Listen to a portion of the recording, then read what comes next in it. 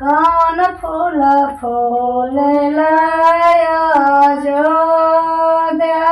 कौन बेनी माधव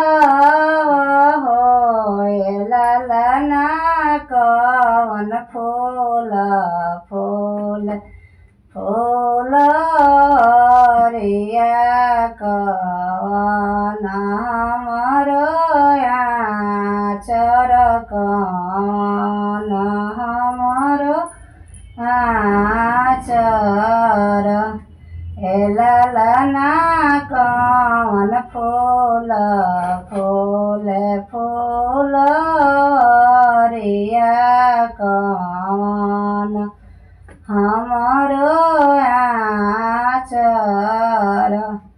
सूर्य फूल फूलेलाय अयोध्या चंद्रमा बेनी माधव होय ललना ओढ़हुल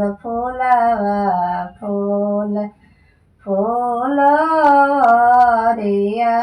होरिला हमरो आचर होरिला हमरो आचर हे ललना ओढ़हुल फूलरिया होरिला हमरो आचर होरिला हमरो आचर एगो जे फूलवा हम पइते त से जियाड सइते न होय ललना ताहे ओपर बाबुल के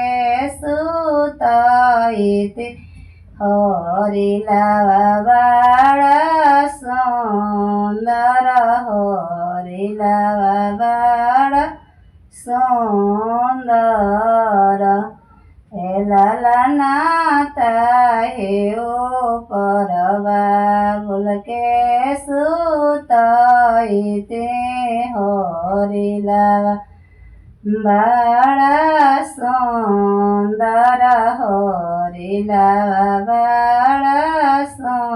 सुंदर बाबुल के दुलारहीना पवने त ससुर के नजरिया परे हो ए बहुआ कौन फल खइलु होरिला बड़ा सुंदर हे बहुआ कौन फल खइलु होरिला बड़ा सुंदर होरिला बड़ा सुंदर अमत खइदे भवद फलै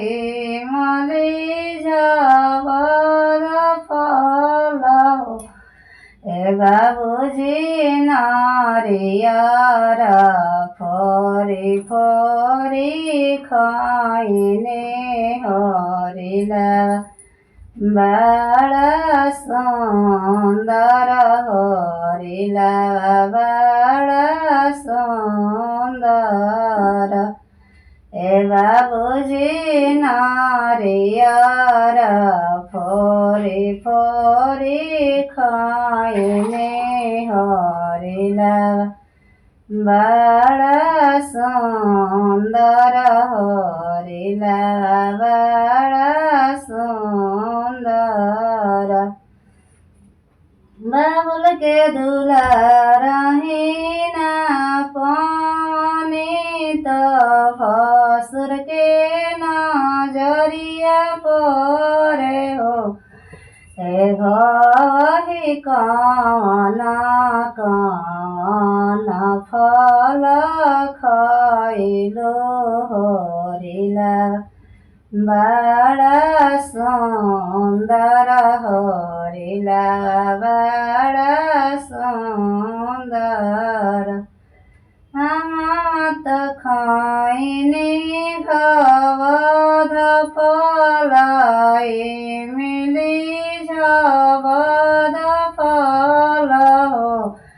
ए भैया जी नारियर फोरी फोरी खाइने हरिला बड़ा सुंदर हरिला बड़ा सुंदर ए भैया जी नारियर फोरी फोरी खाइने हरिला बड़ा सुंदर हरिला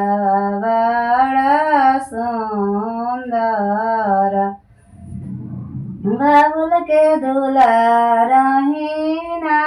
पानी तो देवर के नजरिया परे हो ए भौजी काना चली कसे लो भइलो हरिला बड़ा सुंदर हरिला बड़ा सुंदर सुतल रहनी अटरिया अपना रमैया संगे अपना कन्हैया संगे होए देवर सपना में रौरे संगे सुतने हरिला बड़ा सुंदर हरिला बड़ा सुंदर बाबुल के दुलारहीना पानी तो ननद के नजरिया परे होए भौजी कामना चली कसे लो भइलो हरिला बड़ा सुंदर बबुआ बड़ा सुंदर सतहे आठवे नहाइने झारखने खड़ा भने होए नदी घोड़ा चढ़ल ननदइया परे चाहे उनके परले हरिला बड़ा सुंदर हरिला बड़ा सुंदर ए नदी घोड़ा चढ़ल ननदइया परे चाहे उनका परल हरिला बड़ा सुंदर